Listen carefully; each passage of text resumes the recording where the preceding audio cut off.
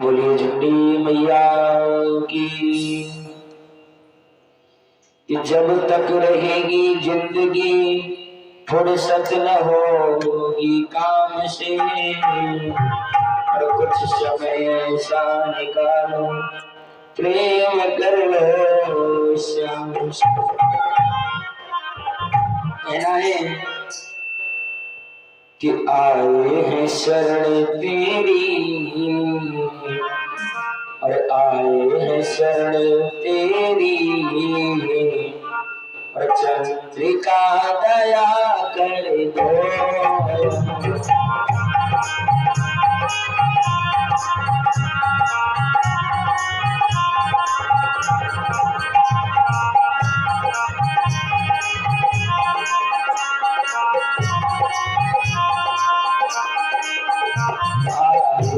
शरण तेरी चंद्रिका दया कर दो।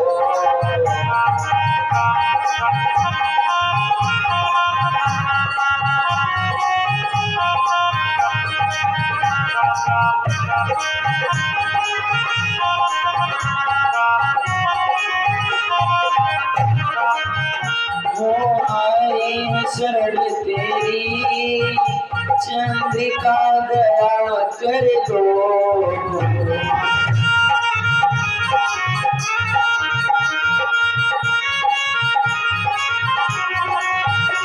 इस दीन दुखी मन में, इस दीन दुखी मन में आनंद सुधा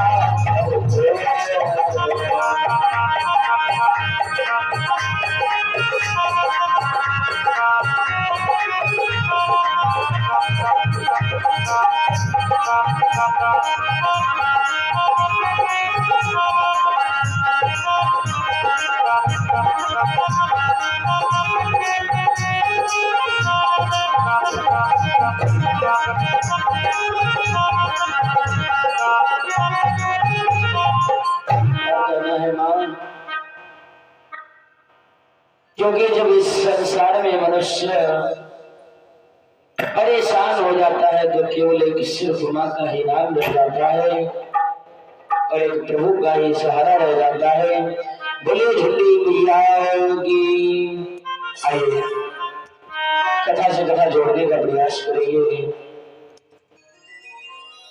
जिस समय पर धुंधकारी तत्व को प्राप्त हो गया सूर्यदेव के द्वारा, गोकर्ण जी महाराज को शिक्षा मिली और सुंदर श्रीमद् भागवत महापुराण का आयोजन हुआ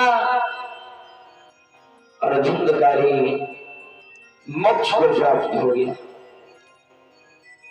और सज्जनों, विचार ये करना है कि जीवन भर पापाचार और व्यभिचार करने के बाद भी इतना पापी होकर के धुंधकारी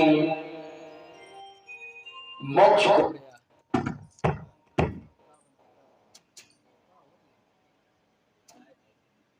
हेलो बोली वृंदावन बिहारी लाल की। इतना पापाचार और व्यभिचार करने के बावजूद धुंधकारी मोक्ष को गया और सदगति मिली, बल्कि उसे नरक में नहीं ना जाना पड़ा। तो हम और आप भी यदि परिश्रम करें, ये जो 7 दिन का यहाँ पर मेला लगा है, इसमें आकर के प्रभु का गुणगान करें तथा प्रभु की चर्चा को श्रवण करें, तो शायद हमारा भी जीवन कृतार्थमय हो जाए। इस धराधाम पर ऐसे ऐसे वीर, ऐसे ऐसे दानी हो गए जिनका नाम हमारे ग्रंथों में आता है। बात उस समय की है कि जिस समय पर गुरुद्रोण सेना नायक बने हुए बाबा भीष्म सरसैया पर लेटे हुए। 3 दिन हो गए युद्ध करते करते। दुर्योधन आया और कहने लगा, बाबा हमें तो ऐसा लगता है कि आज 3 दिन हो गए, आज तक अभी ने आपने किसी भी पांडव का वध नहीं कर पाया। तो मुझे तो ऐसा प्रतीत होता है कि आप मिलकर के युद्ध कर रहे हैं। गुरु द्रोण बोले, नहीं ऐसी बात नहीं है। दुर्योधन कहने लगा, फिर बाबा आज तक कोई पांडव मारा क्यों नहीं गया? अरे कहा, तेरे मन में अभी ये खोट है तो जाओ, मैं इस भावना को अवश्य दूर करूंगा। और आज हमारा ये प्रण है कि ये गुरु द्रोण का प्रण है और जो कभी न खाली जाएगा। और कल कुरुक्षेत्र में दुर्योधन और एक पांडव मारा जाएगा।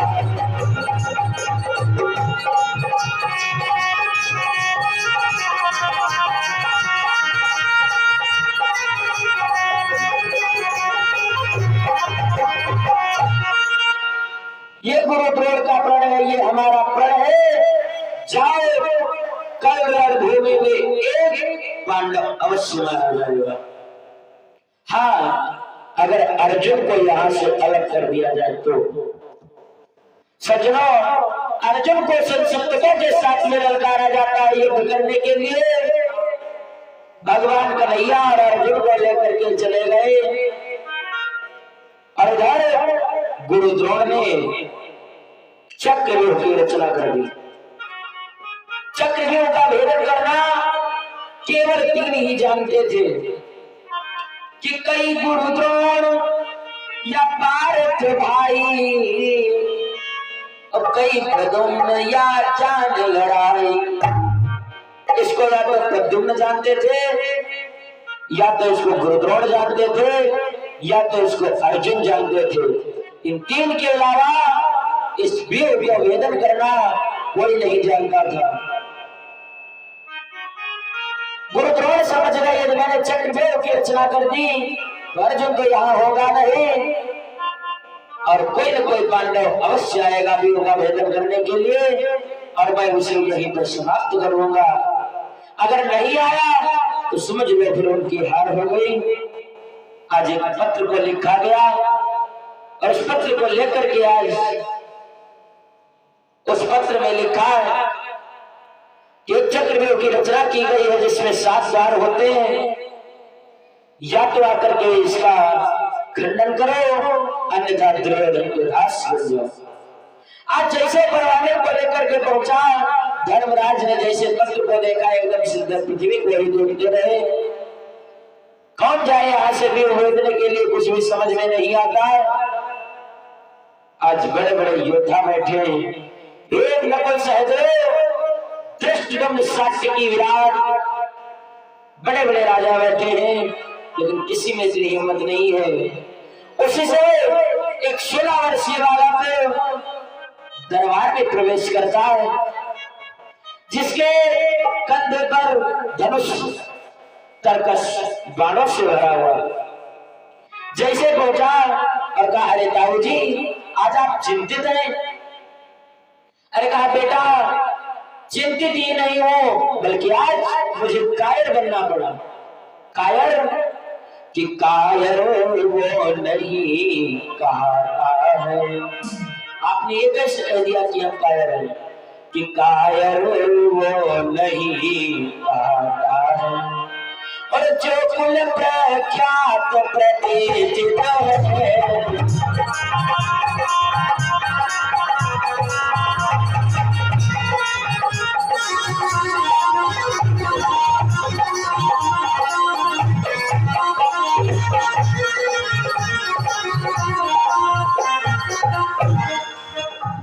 कायर वो नहीं कहता है जो कुल प्रख्यात प्रतिष्ठित है।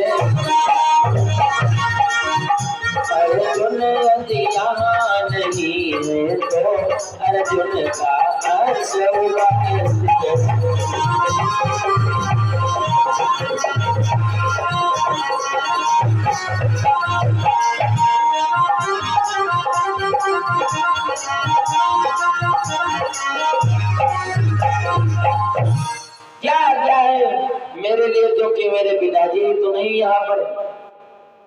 अरे अभी उनका पुत्र तुम्हारे सामने खड़ा हो। धर्मराज कहने लगे बेटा तुम अभी व्यूह का भेदन नहीं कर सकते। अरे का व्यूह का भेदन? कहा मैं अवश्य जाऊंगा व्यूह भेदने के लिए और आप मुझे आज्ञा दे दें। धर्मराज कहने लगे बेटा मैं तुम्हें नहीं जाने दूंगा। यदि कहीं रणस्थल में तुम्हें कहीं कुछ हो गया तो मैं क्या अर्जुन को बताऊंगा? बेटा फिर जिसको मैं नहीं सीख पाया, तुम्हारे चाचा नकुल नहीं सीख पाए, तुम्हारे चाचा सहदेव नहीं सीख पाए, तुमने इस विद्या को कहां से सीख लिया? अभिमन्यु कहने लगा मैं बताऊं कि मैंने इस विद्या को कहां सीखा? कहा बोलो ना बेटा। तो अभिमन्यु कहता है क्या कि जब मैं माता के गर्भ में था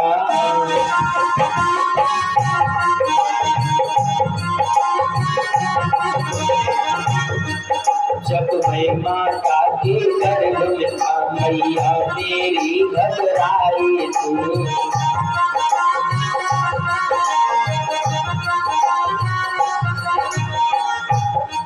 जब मैं माता के गर्भ में था मैया मेरी घबराई थी।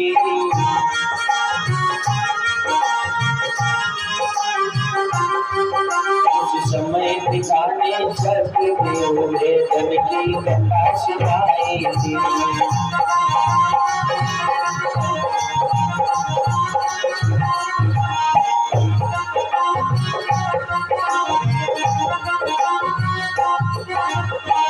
लेकिन एक बात तो हो गई। कहा क्या?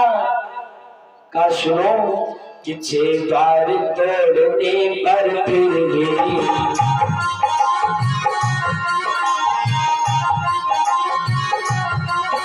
6 बार तोड़ने पर फिर भी वो पूरी योगी बता न सके।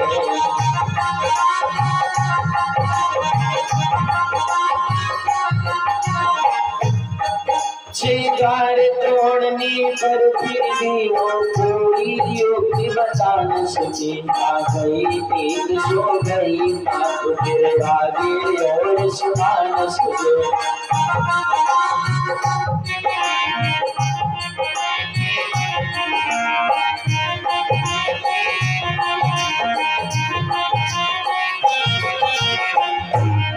कहा जब मैं गर्भ में था एक दिन की बात है, मेरी मैया घबराई हुई थी और उस दिन पिताजी ने यही कथा सुनाई थी। मैं गर्भ के अंदर सुनता रहा, लेकिन एक बात तो हो गई। क्या? कहा कि मैं 6 द्वार तोड़ सकता हूँ। 7वां द्वार तोड़ने की बेला आई थी, तब तक मेरा प्रादुर्भाव हो चुका था। आज खुशी से घंटे और घड़ियाल बजने लगे, मुझे उस स्वर में कुछ सुनाई नहीं दिया। धर्मराज कहने लगे अब तो मैं तुम्हें बिल्कुल नहीं जाने दूंगा। क्यों? क्योंकि अब तो तुम बच्चे हो और फिर तुम्हें ऋण की विद्या भी पूरी नहीं मालूम, इसलिए मैं तुम्हें नहीं जाने दूंगा।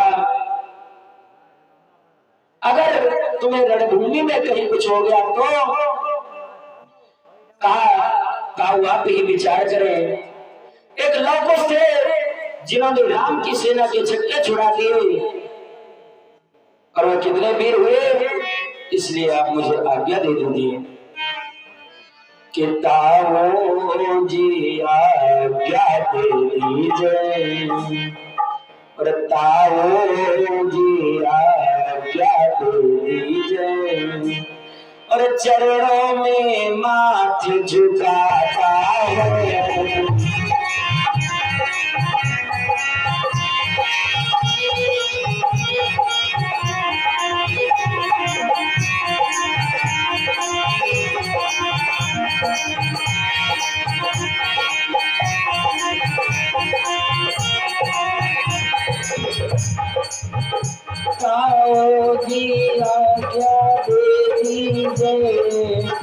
चरणों में माथ झुकाता हूँ।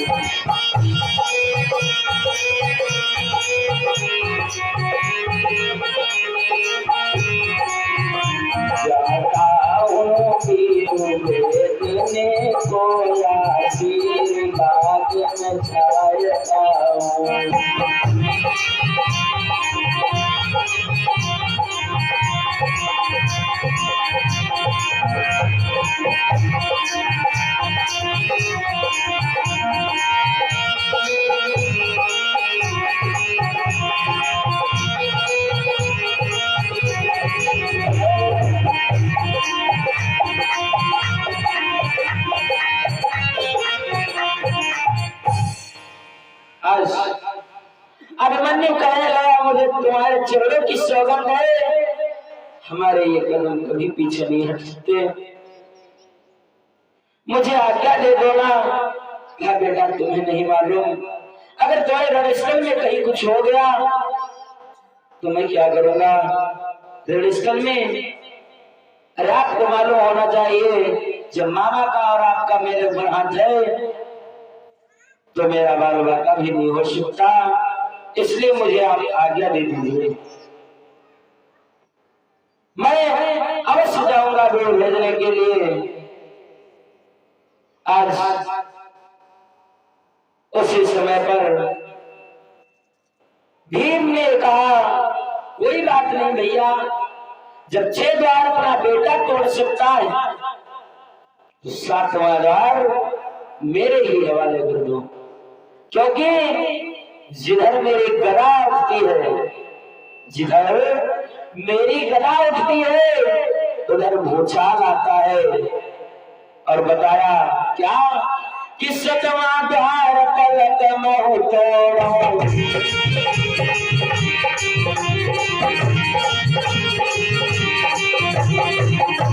और 7वां द्वार पलक महु तोड़ो, और गदा घाव से धरम पटो।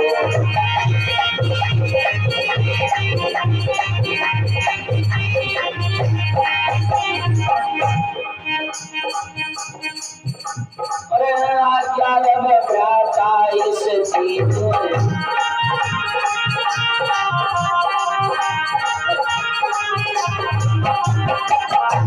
अरे आज्ञा लब भ्राता इस चीज,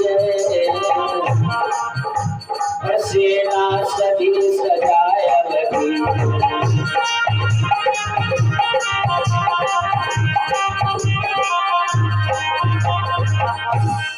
जैसे आज एकदम से सुना, कहने लगे 7वां द्वार मेरा बेटा नहीं जानता तो क्या हुआ?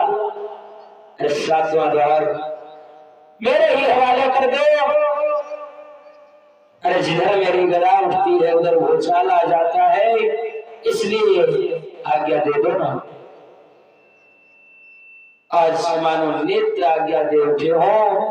आज प्रणाम करके सबको चला मन्यो, फौरन अपने अस्त्रों को उठाया, रथ को सजाया।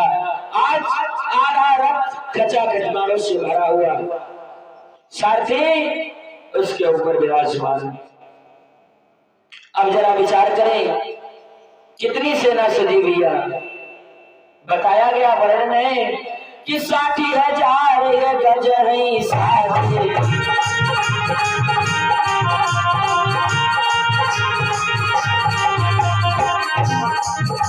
और 60,000 गज है साजे,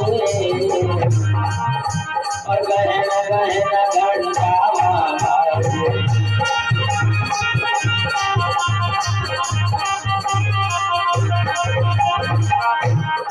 और 60,000 हाथी और सबके घंटे बने हुए। अरे और 50,000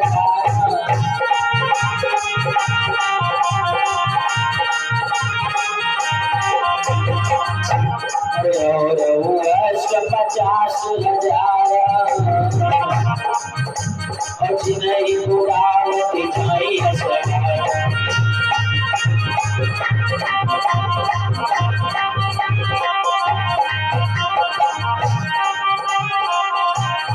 और सेना कितनी है भैया? और संग एक लक्ष पैदल सेना,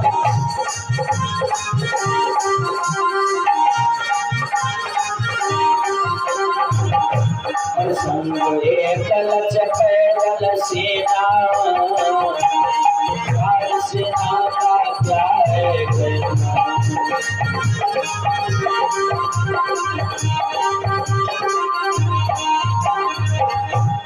आज सेना सजती ही चली जा रही है। घोड़ों को इस तरह से उन्हें सवार बता रहे हैं जैसे एक कला करता हुआ नट। आज इस प्रकार से घोड़ों को बता रहे हैं जैसे मानो चारों तरफ आज धूल ही धूल दिखाई पड़ रही है। अब मनी ने अपने सारथी से कहा, सारथी क्यों ना हम माता का आशीर्वाद लेते चले, क्योंकि प्रथम पूज्य और प्रथम आशीर्वाद माता का ही होता है। आज फौरन मैया सुभद्रा के महल के पास में जाकर के वो रथ रुक गया और जाकर के जैसे चरणों में अपने शीश को नवाया और कहने लगा, माँ मुझे आशीर्वाद दो। हाँ हाँ, आज एकदम से मैया बोली, बेटा कि कहाँ को जाते हो लाल मेरे, कि कहाँ को जाते हो लाल मेरे, और क्यों आ गया मुझसे चाही रहे।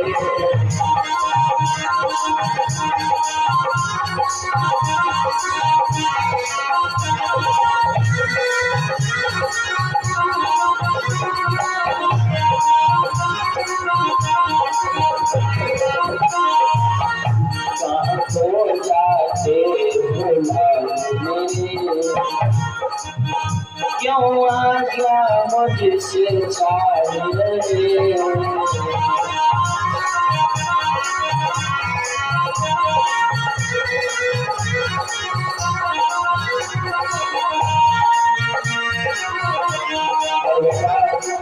हमें तो ऐसा लगता है, हमें ऐसा लगता है भूमि को बताओ क्या करें।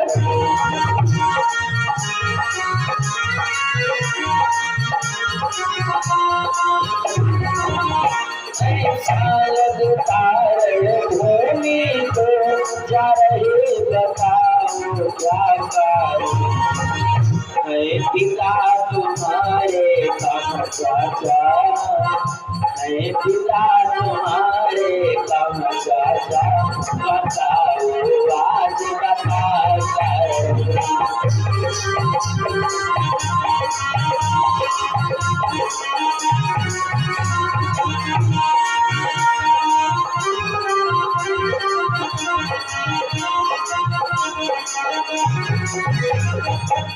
अरे कहाँ है सभी, कहाँ तुम्हारे चाचा है, कहाँ तुम्हारे ताऊ हैं, और कहाँ तुम्हारे पिताजी हैं।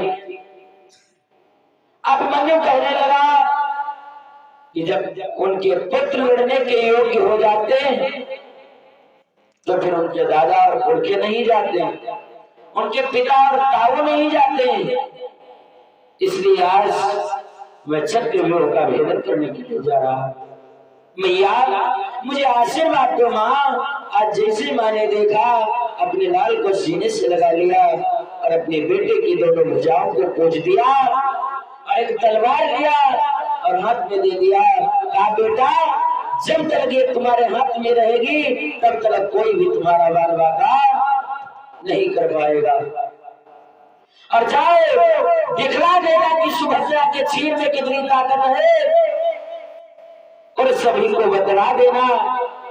अभिमन्यु कहने लगा, माँ क्यों न मेरे शरीर के टुकड़े टुकड़े हो जाए, लेकिन हमारे ये कदम कभी भी पीछे नहीं बढ़ सकते। आज माता आशीर्वाद प्राप्त किया और फिर वहां से चल दिया। कहाँ पहुंचा, ये इन्हीं विचारों में गया और प्राण प्रिया के पास।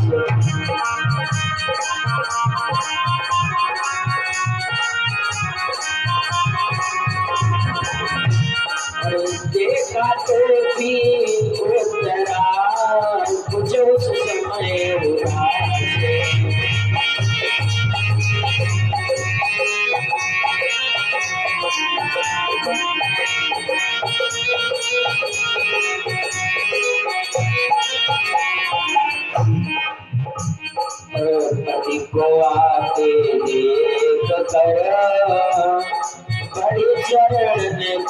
हो।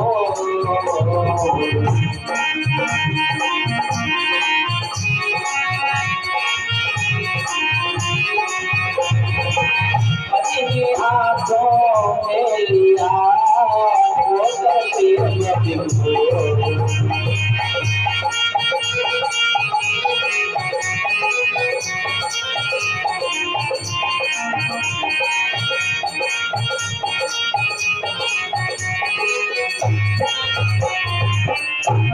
अपने स्वामी को आते देखा, आज एकदम से दौड़ पड़ी, चरणों में गिरना पा चाहती है। जैसे देखा अभिमन्यु ने अपने हाथों पर ही रोक लिया, कहा क्या बात है प्रिय, तुम्हारा मुखमंडल उदास, उदासी का कारण, तुम उदास हो, तुम चिंतित हो। अरे तुम्हें नहीं पता है कि चिंता जिस शरीर में एक बार प्रवेश कर जाए उस शरीर को खोखला कर देती है, और चिता तो केवल मुर्दे को ही जलाती है। जैसे आज देखा, का चिंता मत करो, चिंता चिते के समान होती है। पुत्र बोले स्वामी आज आप कहाँ जा रहे हो, ये तो मुझे बताएं। जैसे सुना तो कहा मैं आज चक्रव्यूह का भेदन करने के लिए जा रहा हूं। कहा क्यों पिताजी नहीं? अरे कहा मुझे तो विश्वास है कि जिसका पति इतना बलवान हो उसकी पत्नी भी वीरांगना होगी, इसलिए मुझे आशा है तुम मुझे प्रेम से भेजोगी।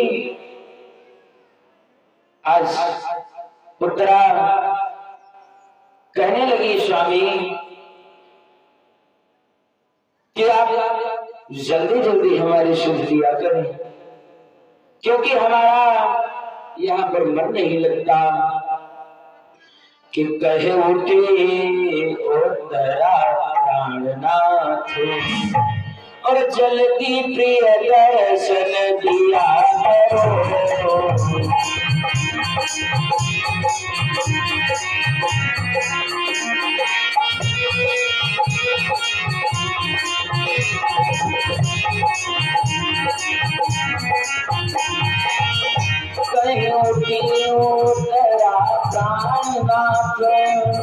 जल्दी प्रिय दर्शन दिया करो। भक्त के योग चले स्वामी, जल्दी जल्दी सुध दिया करो।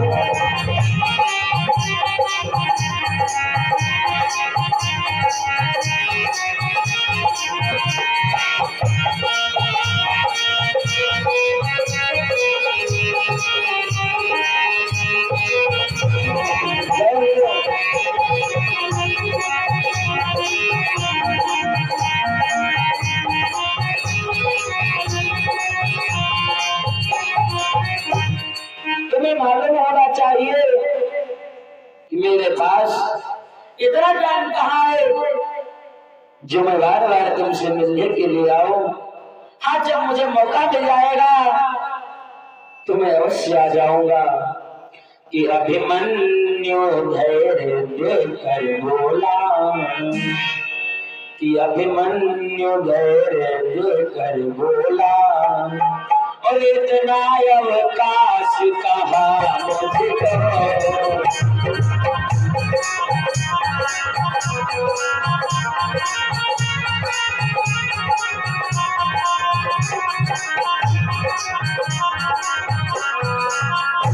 अभिमन्यु धैर्य देकर बोला, इतना अवकाश कहाँ मुझको। उस समय प्रेम बरिया लाया है खींच याद मुझको।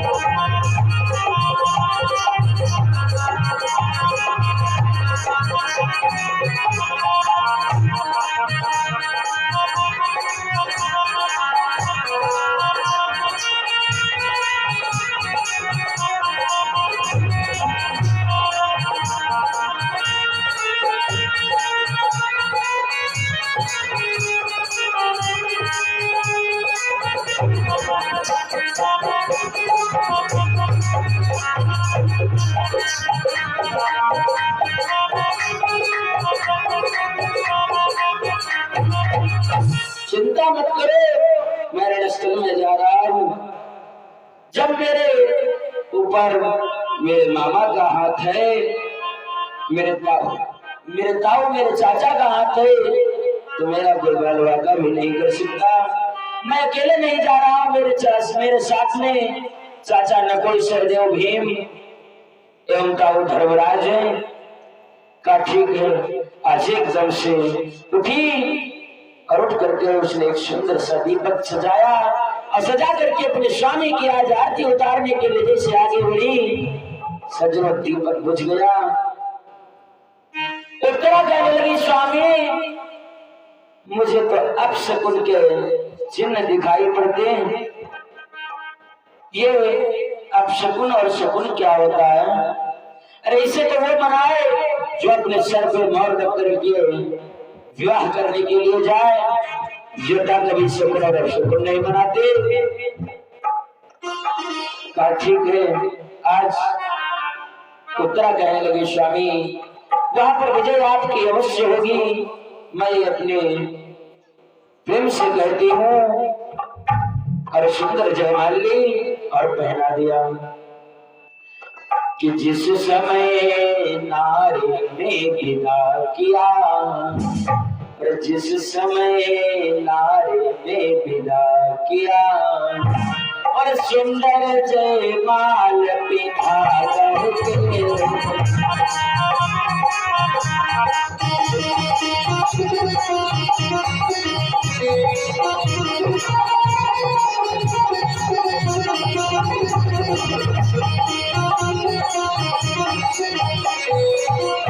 जिस समय नारी ने विदा किया, सुंदर जयमाल बिना करे कहे उठी उतरा आओ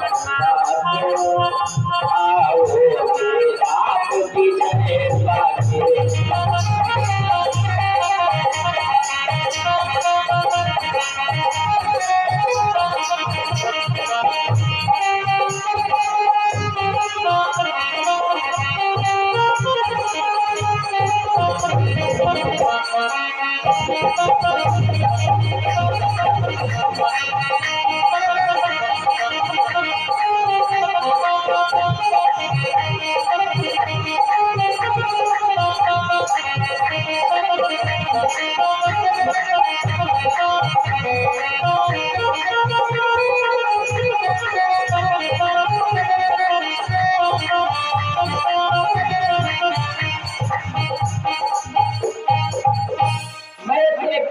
जोर के साथ कहती हूँ आपकी विजय अवश्य होगी। आज अपनी पत्नी से विदाई लेकर के अभिमान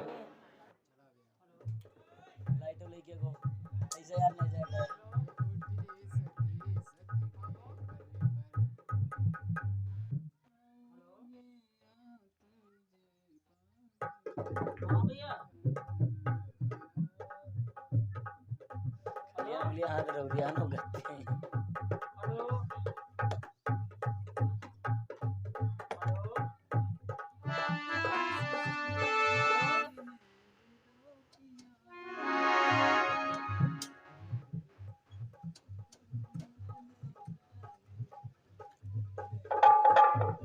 हेलो, बोलिए वृंदावन बिहारी लाल की।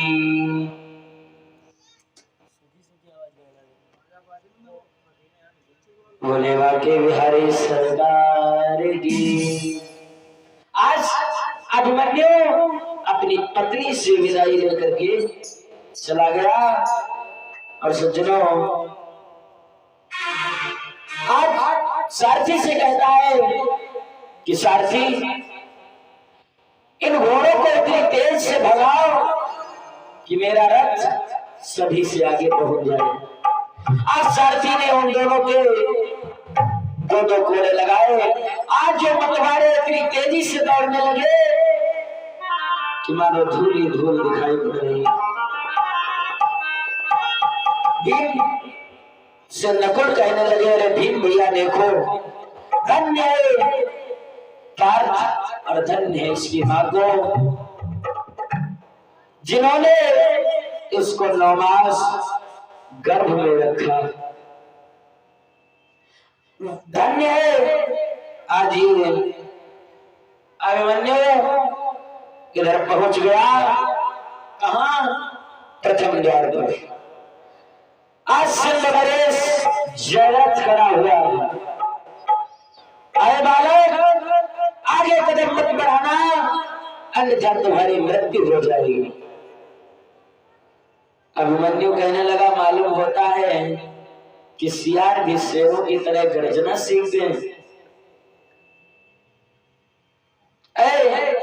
तू मुझे ललकारता है, मैं तुझसे कहता हूं, तुम कहते हो कि आगे कदम बढ़ाओगे तो मारे जाओगे, तो एक बात सुन लो कि मैं तुझे ही समाप्त कर दूंगा। अरे पापी, जरा अपने को देख, अन्यायियों का साथ देने वाला भी पापी होता है रे नीच। अन्यायी होता है, दुर्योधन का साथ देने वाला तो भी अन्यायी है। अब मुझसे कहना है कि मैं तुझे समाप्त कर दूंगा, वो तो अभी मालूम हो जाएगा कि क्यों डीग मारता खड़ा खड़ा और क्यों भूल गया उन बातों को।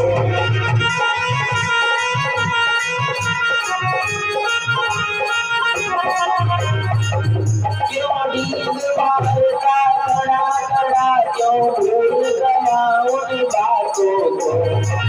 माता द्रौपदी ने क्या तुझको मारा था नहीं लाजों को।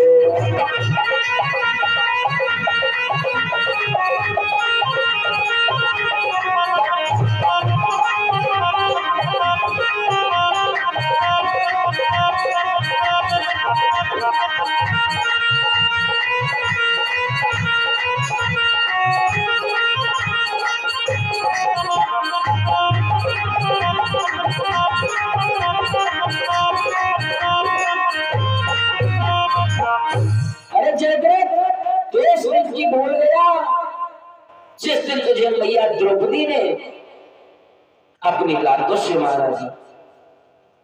हाँ श्रोताओं, एक बार अवश्य पांचाली ने इसे लातों से मारा था। जब पांडवों का वनवास हो गया था, ये पांडवों की हंसी उड़ाने के लिए गया था और पांडव इधर उधर जंगल में गए थे, केवल पांचाली ही थी। आज जैसे देखा और फौरन पांचाली को लेकर के चल दिया। पांचाली जब जोर से चीखी तो सामने भैया भीम आ गए और कहने लगे, अरे पापी नीच, मैं तुझे जिंदा नहीं छोड़ूंगा। लेकिन युधिष्ठिर ने मना कर दिया, धर्मराज ने मना कर दिया, कहा ये मेहमान है इसलिए इनको मारना उचित नहीं। तो कहने लगे सजा तो फिर इनको मिलनी चाहिए। अरे कहा इनकी मूंछों को मोड़ दो, क्योंकि जब ये घर जाएगा तो दिखाएगा कि मैं पांडवों की हंसी उड़ाने के लिए गया था, लेकिन हमारी ही हंसी उड़ गई। भीम ने इसकी मूंछों को मोड़ दिया और जब ये वहां से चला तो आज ये वही याद दिला रहा है। अभिमन्यु कहता है कि सुन ले, मैं तुझसे कहता हूं कि तब तारों ने आकर तुझको, अरे पापी तुझे छुड़ाया था।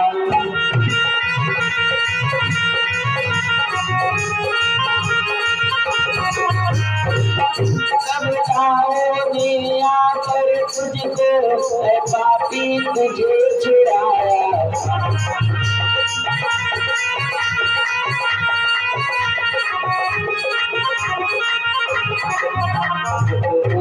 मुड़ाया तुम्हारी हो तो अपने घर को आया था।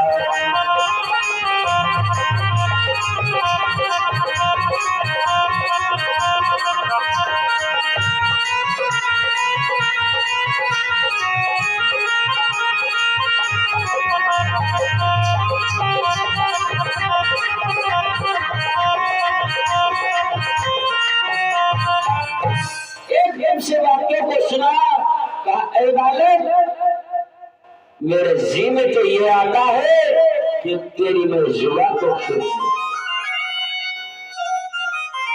जो तूने बार बार मुझे ताना दिया है नीच दुष्ट, मैं तेरी जुबान को खींच लेता, लेकिन ऐसा करने में मेरे हाथों को लाज आ रही है।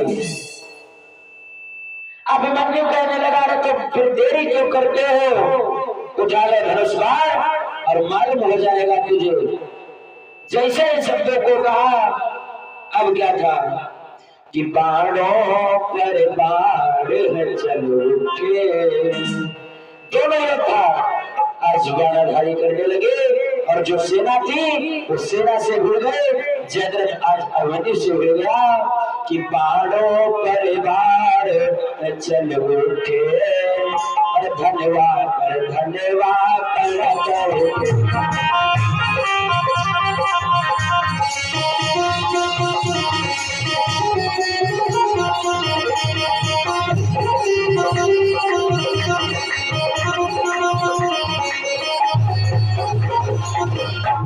बाणों पर बाण चले धन्यवाद पर धन्यवाद भारत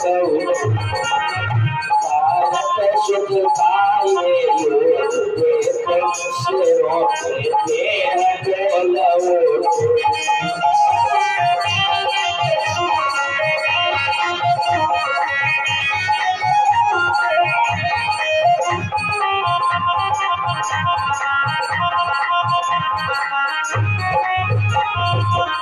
आज जयद्रथ की सेना पीछे हटने लगी। ऐसे 3 बाणों को चलाया कि आज जयद्रथ की सेना पीछे हटने लगी। रथ में जो जयद्रथ के घोड़े मचे हुए हैं, आज खींच करके बाण मारा, सारथी घायल हो गया। कहा, जिस बालक को मैं बालक समझता था वो बालक लोहे का छना निकला। आज जयद्रथ ने बाण निकाला तरकस से और छोड़ दिया, लेकिन उस अभिमन्यु ने बीच में ही काट दिया और लिया एक ऐसा बाण कि वो छोड़ दिया है जयद्रथ।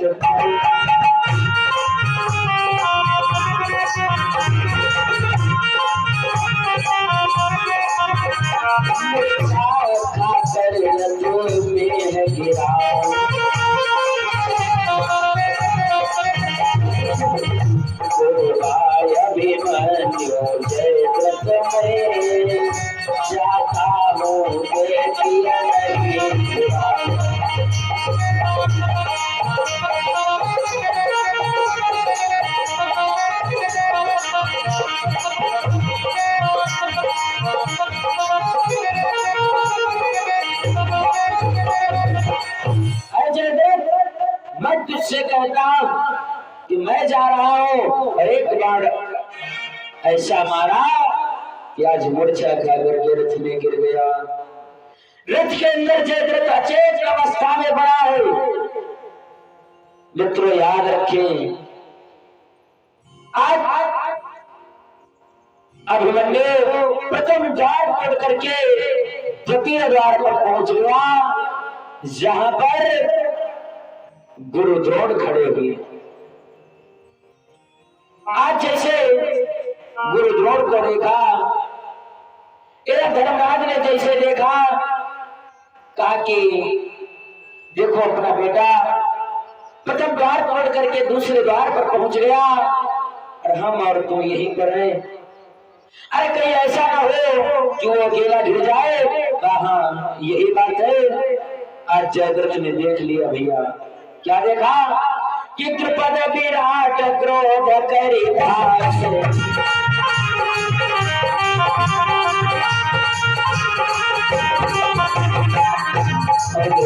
विराट क्रोध करी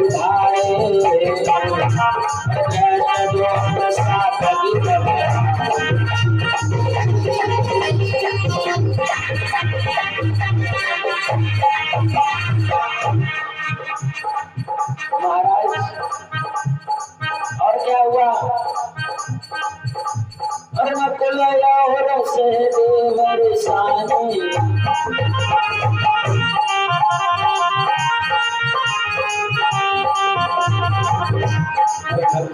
और सहदेव साने और धर्मराज में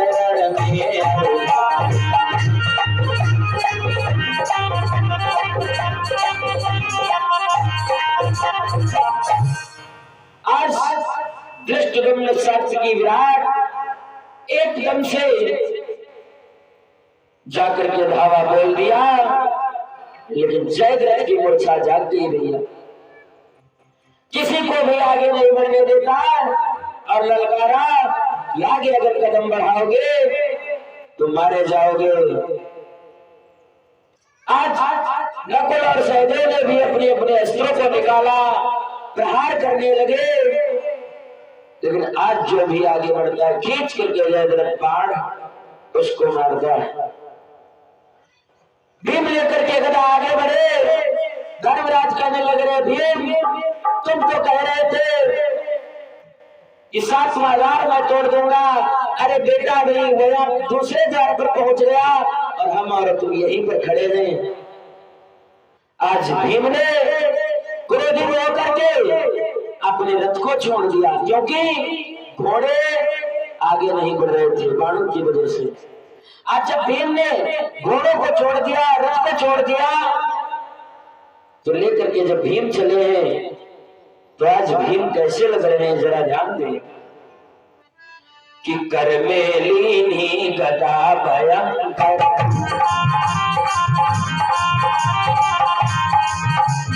कर में लीनी गदा भयंकर,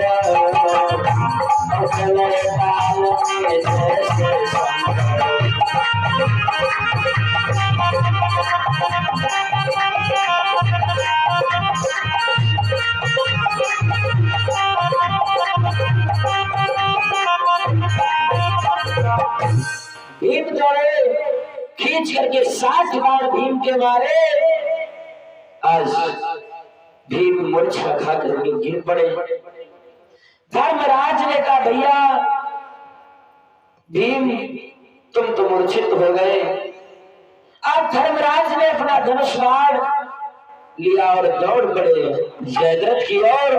क्या हुआ कि दशरथ धर्मराज के मारे,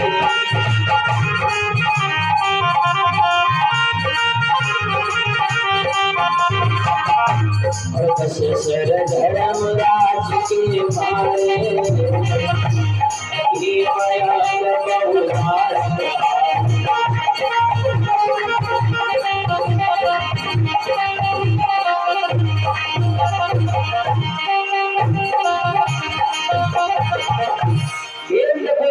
धर्मराज जितने भी होता है आज सब के सब को अच्छा खा करके गिर पड़े। कोई भी आगे नहीं बढ़ पा रहा है, जयद्रथ सबको मूर्छित कर देता है। आज नकुल कहने लगे, क्या हम इससे पेश नहीं पाएंगे? भीम कहने लगे, भैया नहीं। कहा क्यों? अरे कहा जिस दिन आपने इसकी मूंछों को मोड़ा था उस दिन ये घर नहीं आया था, बल्कि ये सीधे गया था कैलाश पर्वत। हे भगवान भोलेनाथ, मुझे ऐसा वरदान दो कि मैं 5 पांडवों को जीत लूं। भोलेनाथ ने कहा कि तुम 5 पांडवों को तो अवश्य नहीं जीत सकते, लेकिन जिस दिन अर्जुन नहीं होंगे उस दिन तुम 4 पांडवों को अवश्य जीत लोगे। और देखो भैया आज अर्जुन ही नहीं है। अब तो सभी अपने अपने मस्तकों को पकड़ करके बैठ गए और अभिमन्यु गुरु द्रोण के दूसरे द्वार पर पहुंच गया। जैसे गुरु द्रोण ने देखा तो आज गुरु द्रोण की आंखों में आंसू आ गए। सर्वप्रथम एक बाण लिया और गुरु द्रोण के चरणों में छोड़ दिया। जैसे गुरु द्रोण ने देखा चरणों से आज आंखों से उनके अश्रु प्रवाह होने लगे और रोने लगे। क्यों रोए? कि सोचा था मैंने ये उड़ने, और सोचा था मैंने ये उड़ने, और कोई पांडव मारा जाएगा।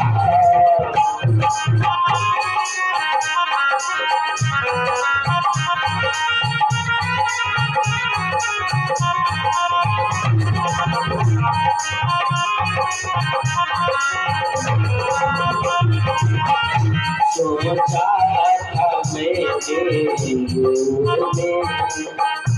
कोई पांडव मारा जाएगा, कुछ पता नहीं मुझको ये था कि लाल सधारा जाएगा।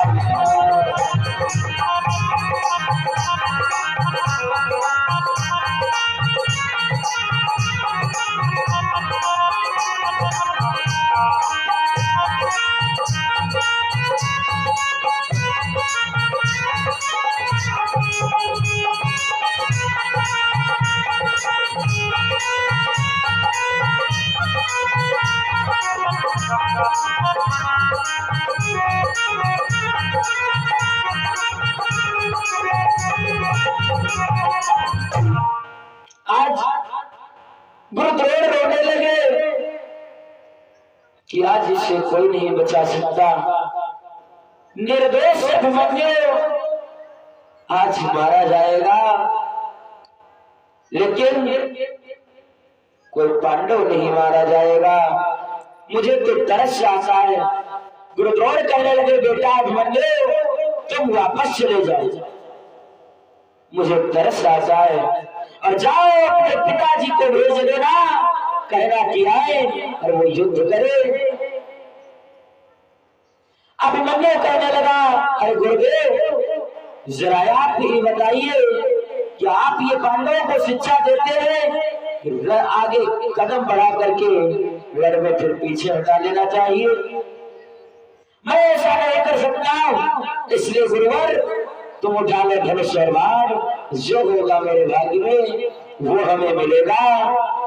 आज जैसे इतना सुना तो क्या हुआ, गुरुद्रोण ने क्या किया कि गुरुवर तकी तकी बाण चलाए,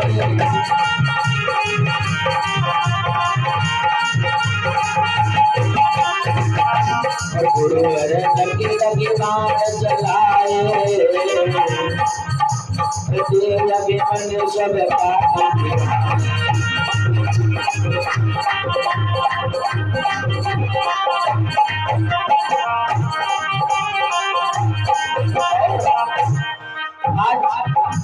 गुरुद्रोण ने ऐसे बाण चलाए और ऐसे तीचड़ बाण चलाए,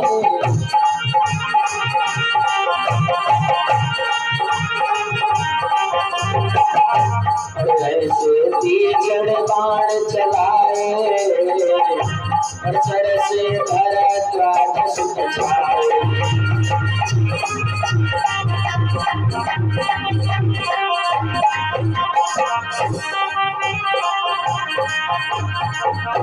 आज ऐसे बाणों को चलाया कि चारों तरफ से जिस प्रकार से कोई ऊपर से छप्पर रख देता है, ठीक उसी प्रकार से गुरुद्रोण के ऊपर रख दिया छत्र सा। आज जैसे देखा, कहा जिस बालक को मैं बालक समझता था वो लोहे का चरा निकला, जैसा पिता है वैसा ही पुत्र है। आज अभिमन्यु ने सारथी से कहा कि रथ को आगे बढ़ाओ। गुरुद्रोण देखते ही रहे और तब तक वो द्वार भी टूट गया और तीसरे द्वार पर पहुंचे। इसी बीच कुछ दानदाताओं की सूची आई है। 21 मुद्राएं छवनाथ बहेरा, 1100 मुद्राएं सतीश कुशवाहा जफरपुर, 21 मुद्राएं जगदीश राठौर फैड़ाई। भगवान के चरणों में अर्पित करते हैं। भगवान सदा की संपन्न रखे, धन से भंडार भरे रखे, शक्तियां कल्याण करे। बोले वृंदावन बिहारी राम की। आज दो द्वार तोड़ करके तीसरे द्वार पर पहुंच गया अभिमन्यु। जैसे पहुंचा जहां पर सूर्यपुत्र कर्ण खड़ा हुआ, जैसे पहुंचा ललकार दिया कि अरे बालक तो यहाँ पर क्यों मरने के लिए आ गया? अरे जाओ अपने पिताजी को भेज देना। अभिमन्यु कहने लगा जिनके पुत्र मरने के योग्य हो जाते हैं उनके पिता और दादा उनके पुरखे नहीं जाते, इसलिए उठा लो धनुष और वार, जो होगा मेरे नसीब में वो मुझे मिलेगा। कर्ण कहने लगा अभी तुझे मालूम हो जाएगा। अरे बालक रवि शुद्ध बोला भाग रे और नहीं बचेंगे प्राण।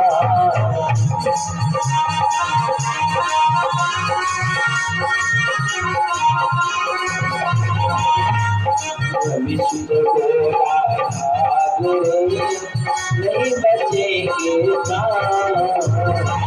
सागर में राजन सो निकले तेरी बात।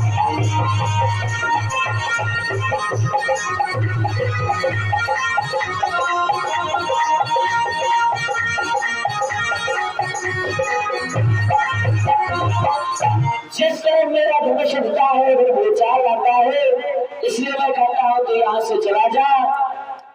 विशाल वाड़ाधारी कर्ण भी आनंद में घायल हो गया और चौथे द्वार पर पहुंच गया जहां पर कृपाचार्य जी खड़े हुए हैं। आज कृपाचार्य ने ललकारा, अभिमन्यु ने ऐसे बाण चलाए, कृपाचार्य की एक नहीं चली। देखते ही रहे कि इतना छोटा सा बालक इतनी उम्र में इतनी तेज बाण को चलाता है। देखते ही रहे तब तक वो भी द्वार भूल गया और पांचवें द्वार पर पहुंचे जहां पर गुरुद्रोण का पुत्र द्रोणी यानी अश्वत्थामा खड़ा हुआ है। अब सज्जनों याद रखो, विचार कीजिए कि अर्जुन सुत और द्रोण सुत और पड़े आनी जब चोर।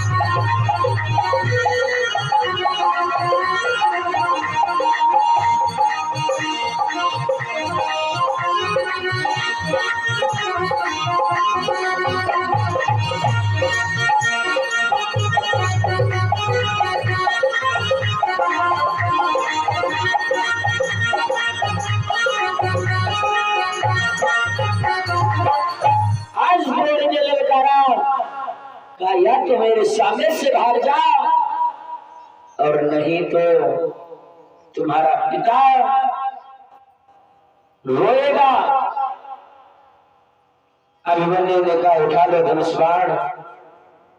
अरे कहा यहां से मेरे सामने से भाग जाओ और अपने पिताजी को भेज दो, अन्यथा कि रोएगा अर्जुन बाप तेरा।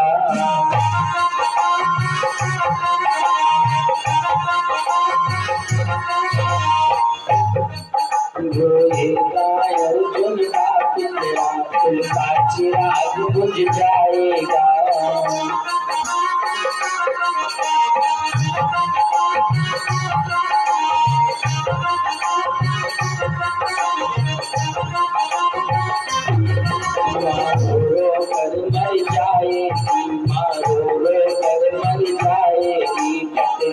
सुहाग बुझ जाएगा।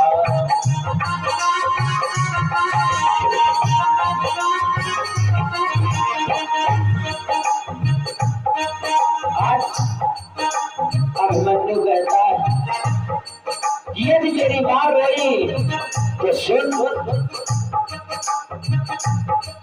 पाताल में हो मुझको आदेश दे रहा है।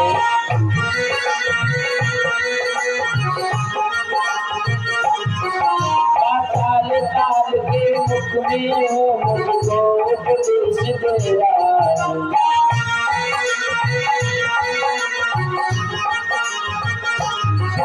इसको मानते लोग उसको आदेश दे रहा है।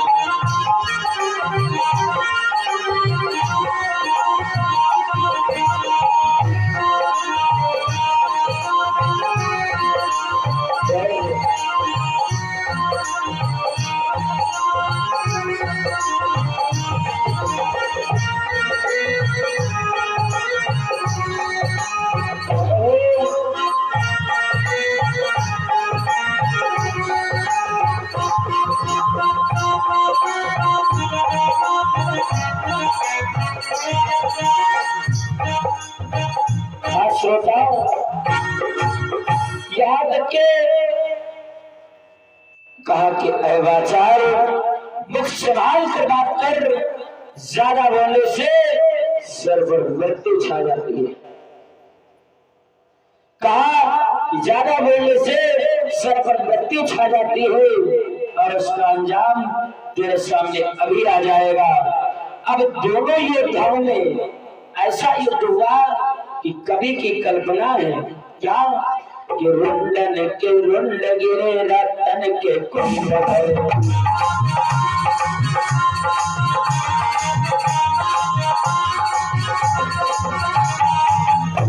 और रुंडन के रुंड गिरे रतन के कुंड भरे। और कुंड बिना बजे देखो बहु दिखलाते हैं।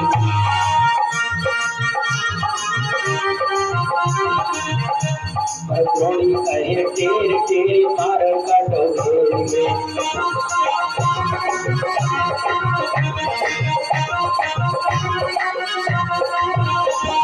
द्रोणी कहे तेरे तेरे मरियो तुम्हें घेर घेर और भाग न दे हो तुम्हें रण से बचाते हो। और जिंदा न बच के तू जाए आज रण से परिमल कार्य थोड़ी सुनाते हैं।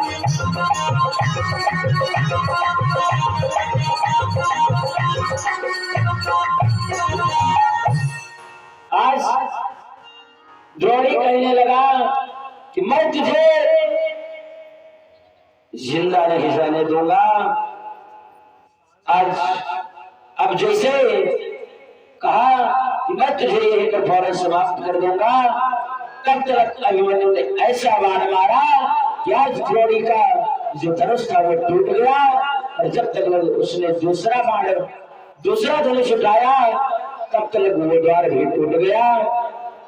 छठे द्वार पर जहां पर घुड़सवा खड़ा हुआ है और वो भी द्वार टूट गया।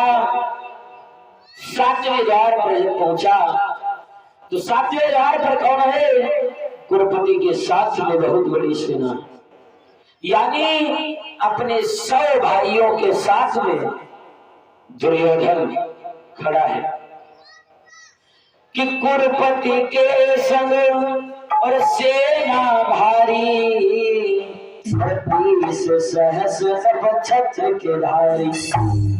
30,000 योद्धा है जो छत्र के धारी राजा, और जो एक छत्र का राजा होता है उसके साथ में 30 सेनापति होते हैं और एक सेनापति के अंतर्गत 30,000 सेना होती है। अब विचार कीजिए कि कितनी सेना है। अभिमन्यु का कोई नहीं है वहां पर, आज ऐसा लगता है सब दुश्मन खड़े हैं। सारथी कहने लगा अभिमन्यु, यदि आप चाहें तो मैं रथ को यहां से भगा दूं, मैं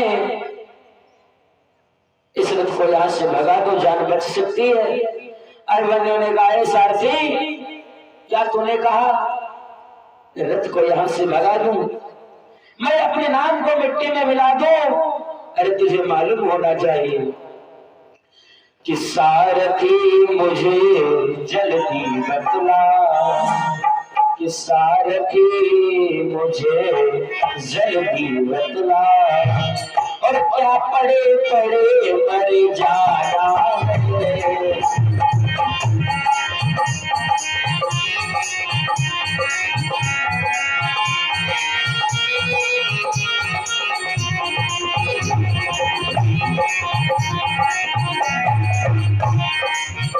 सारथी मुझे जल्दी बतला, क्या पड़े पड़े मर जाना है। जो जन्मा है वो मंडल पर, जो जन्मा है वो मंडल पर, अकाल सभी का आना है।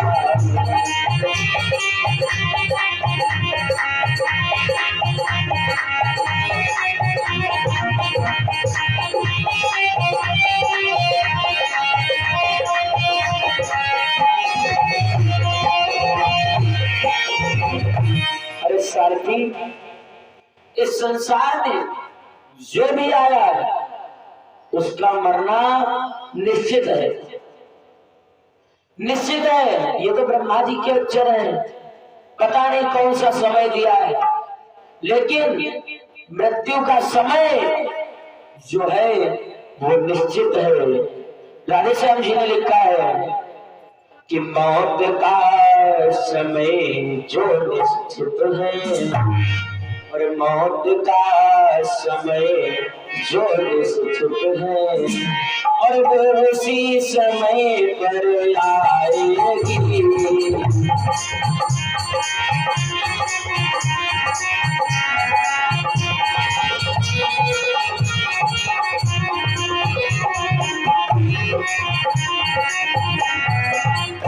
मौत का समय जो निश्चित है, उसी समय पर आएगी। जिस समय मौत आ जाएगी, जिस समय मौत आ जाएगी, फिर घड़ी में आएगी।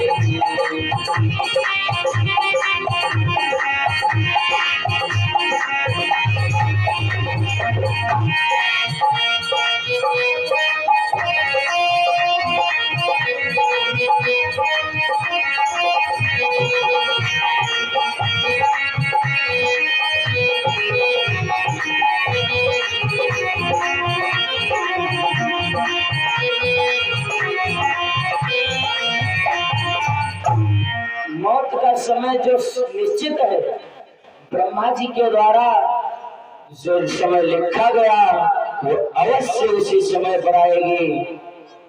लेकिन ये तो किसी को नहीं पता है, जाना है ये सबको पता है। सब कहते, कुछ लोग कहते भी हैं कि हमें मरना ही है, और कुछ लोगों को लेकिन पता किसी को नहीं होता है कि कितने समय पर काल आएगा। समय यही है, जो समय मिले वो प्रभु के चरणों में लगाओ, क्योंकि इस पृथ्वी पर अनेकों वीर आए, अनेकों चले गए, लेकिन यहां पर जीवित कौन है? जो जन्मा है भूमंडल पर, हाँ काल सभी का आना है, मृत्यु तो आनी है। ये घर हमारा, मकान हमारा, बेटा हमारा, बेटी हमारी कुछ भी नहीं है, क्योंकि जब मरने के बाद जिस समय पर चिता में आग लगती है, उस समय पर लोग कहते हैं कि भैया कफन में 1 रुपया बचा, इसे दाएं बाएं होकर के खींच लेना, क्योंकि ये भी जलना नहीं चाहिए। जीवन भर कमाते रहो, लेकिन अंत में बताया गया, आइए 2 लाइन, ज्यादा पूरा समय भजन नहीं गाएंगे क्योंकि समय नहीं है, और समय के अनुसार बताया गया कि कमाई ले हीरा चाहे मोती, और कमाए हीरा चाहे मोती, और कफन में जेब नहीं होती।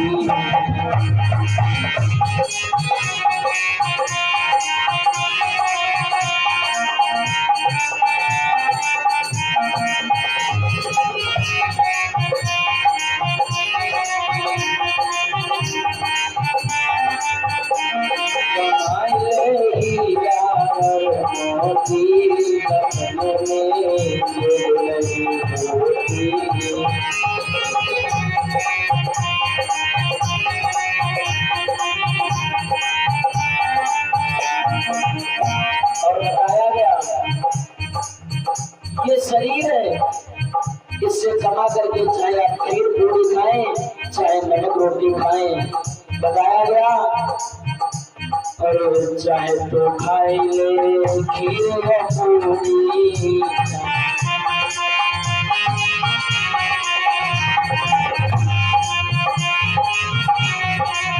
चाहे तो खाए ले नमक रोटी।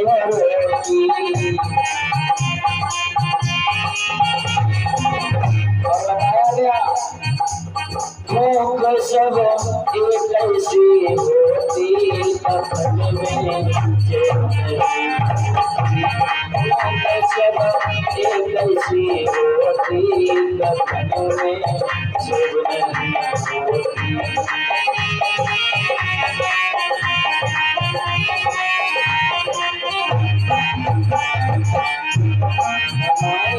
हीरा और मोती, कफन में जेब नहीं होती।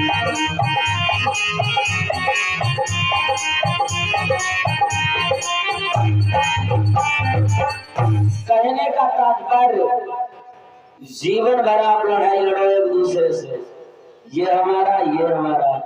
यहाँ तक कि मैंने जो गांव में देखा है कि लोग अपने पड़ोस से यदि पड़ोसी नाली निकाल रहा है तो निकालने नहीं देंगे, कहेंगे कि दीवार हमारी है, खराब हो जाएगी।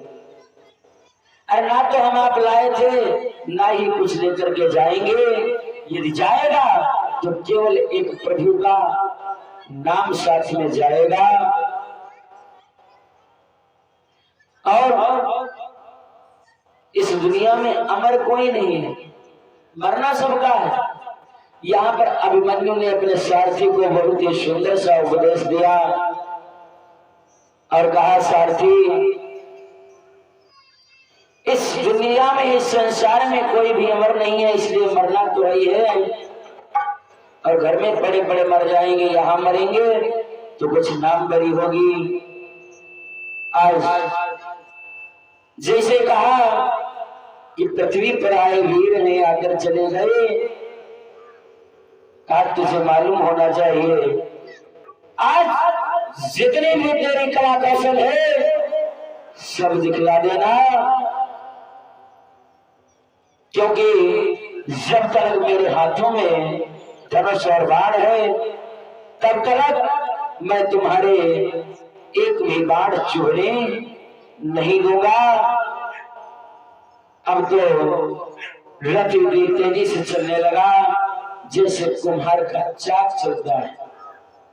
लेकिन दुर्योधन ने कहा जब तक इसके हाथ में धनुष बाण है तब तक कुछ नहीं हो सकता, तब तक इसे नहीं मार सकते। अरे कहा फिर क्या किया जाए? कहा इसके साथ यहाँ पर छल किया जाए। कहा छल किया जाए। एकदम से दुर्योधन कहने लगा, अरे बेटा अभिमन्यु, मुझे तो ऐसा महसूस हो रहा है जब से मैंने तुमको देखा है, मुझे ऐसा लगता है कि मैं तुम्हें अपनी हृदय से लगा लूं। अभिमन्यु कहने लगा, अरे चाचा इतनी जल्दी आप इतने कोमल, कहीं आप मुझसे धोखा तो नहीं कर रहे? अरे कहा नहीं पुत्र, हमारे मन में तो यही आता है कि मैं तुम्हें अपनी छाती से लगा लूं। सज्जनों, अभिमन्यु ने अपने अस्त्रों को जमीन पर डाल दिया कि अभिमन्यु ने अस्त्र तब और फेंक दिए तत्काल।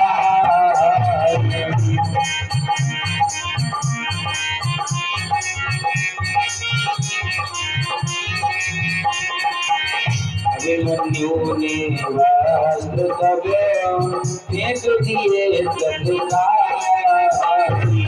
फिर शत्रुओं ने लिया बिना डेरा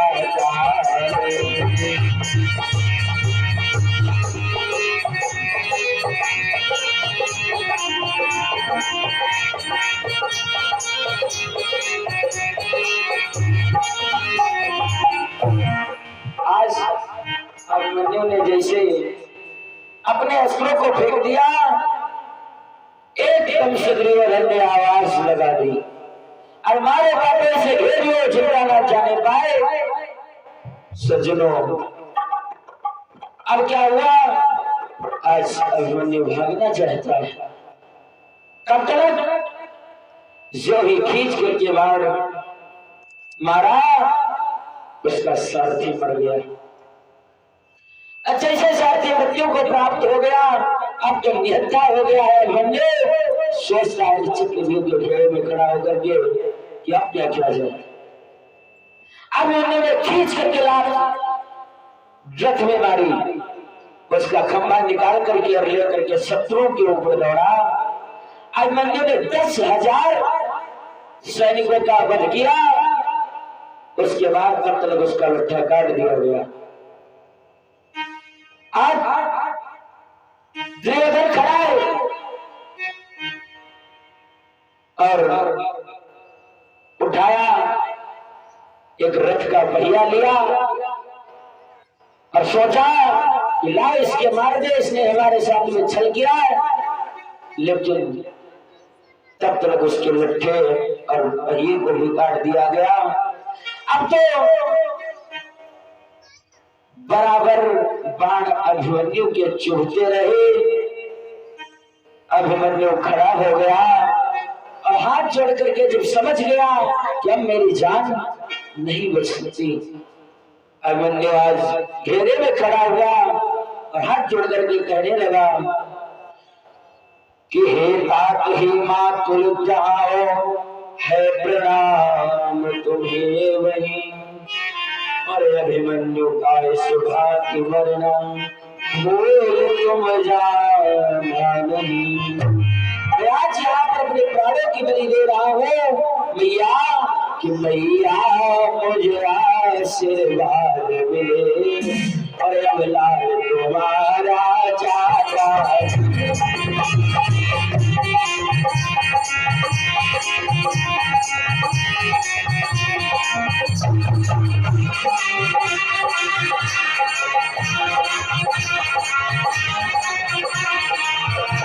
मैया मुझे आशीर्वाद मिले, अब लाल तुम्हारा चाचा।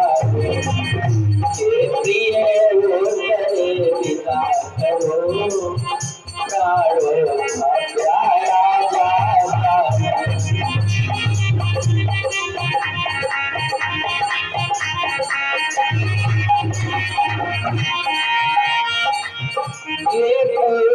पिता चाचा मामा, पिता चाचा मामा, अंतिम बार प्रणाम तुम्हें, अंतिम बार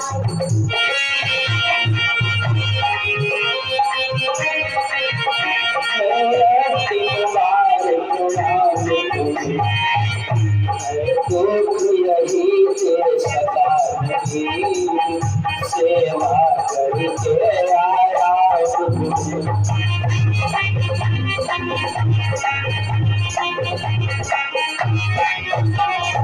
और मामा इतना ध्यान रखना, कैसे मुझको मारा है,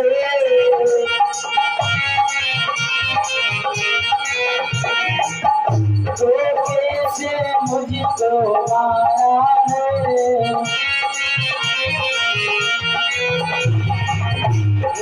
अनाचार का ध्यान रहे, इसको अनाचार का ध्यान रहे। इन नीच नसत पापियों से बदला लेने का ध्यान रहे।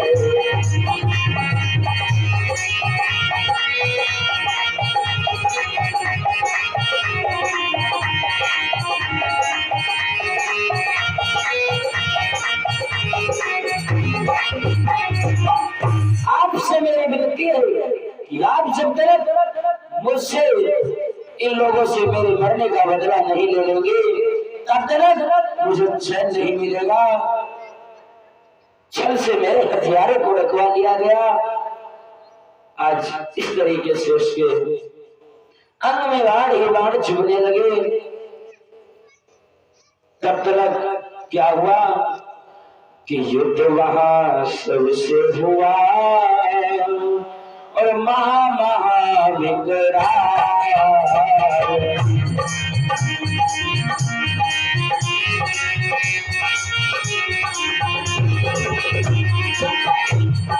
युद्ध वहां सबसे हुआ महा विकराल। शासन पीछे खड़ा हमारी बता विशाल।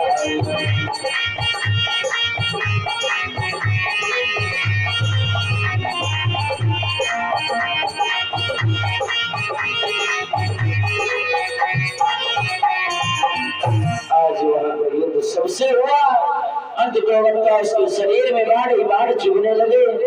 दुशासन पीछे खड़ा था, उसने गदा मार दिया कि ओम शांति कह गिरा और प्राण गए सुरलोक। पांडव दल में छा गया महाभयानक शोक।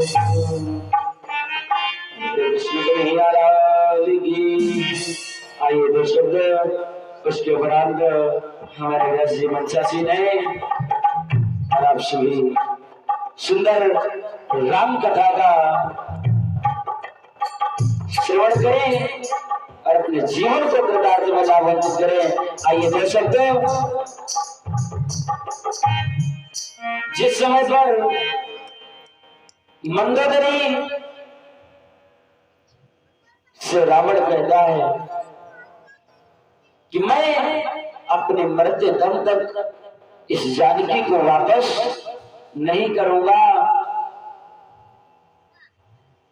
तो मंदोदरी कहती है कि मान जाओ, क्योंकि अपनी मृत्यु अपने आप ही क्यों बुला रहे हो। तो रावण कहता है इस जानकी के लिए मैंने अपनी जान की बाजी लगा दी और समुद्र के पार जाकर के पंचवटी से लाया, इसलिए कि जानकी और मैं दो जानकी और जानकी मैं दो जानकी। मैंने बाजी लगाई जानकी।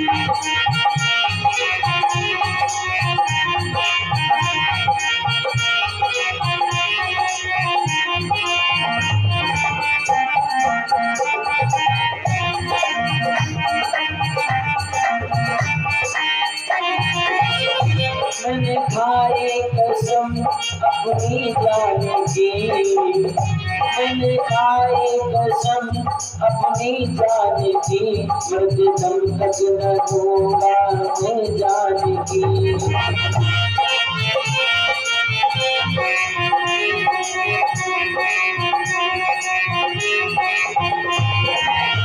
मैंने खाई कसम अपनी जान की, मरते दम तक न दूंगा मैं जान की।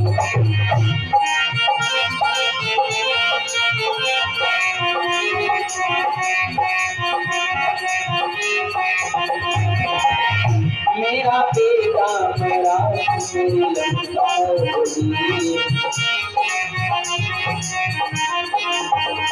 मेरा बेटा मेरा मेरी लंका जली। अब न वापस करूंगा मैं जानकी।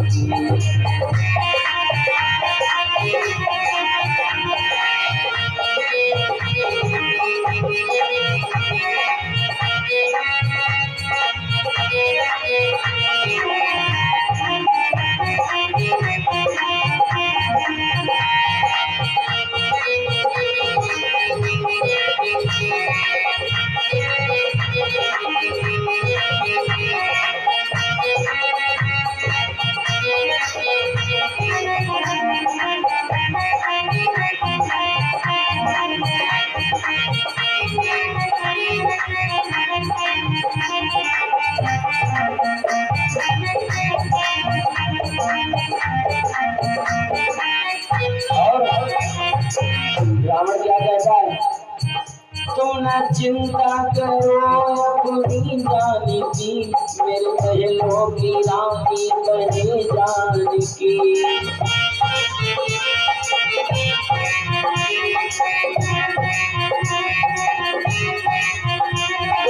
चिंता करो अपनी जान की, मेरे महलों की रानी बने जान की।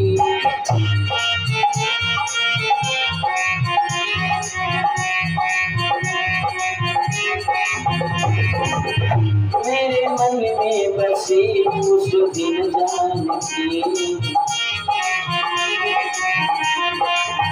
मेरे मन में बसी उस दिन जानकी। किसमें बसी?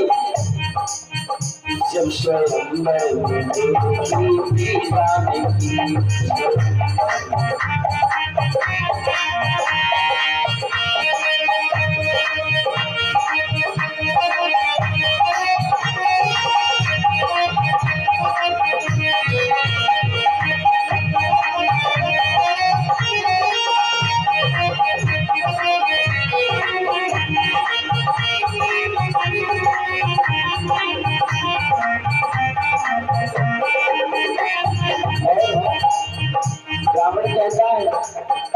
मुझे चिंता नहीं अपनी जान की, मुझे चिंता लगी उसकी जान की।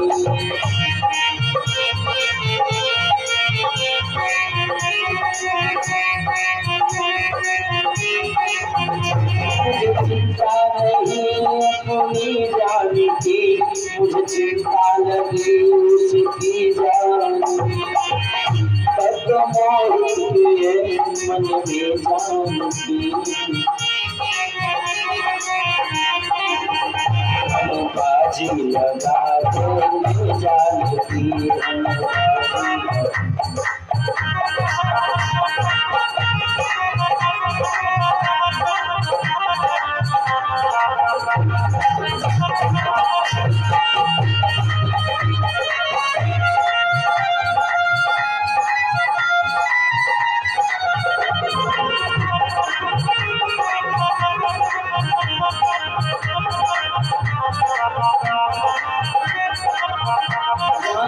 जानकी मेरा दो जानकी, जानकी जानकी मेरा दो जानकी।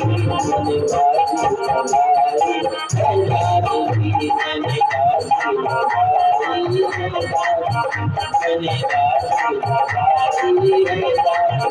मैंने बाजी लगाई, मैंने बाजी लगाई। बोले रामचंद्र भगवान की, कृष्ण कन्हैया लाल की, सद्गुरु भगवान की। हमारे व्यास जी बच्चा ने सादर मंच व्यास जी के कमलों में समर्पित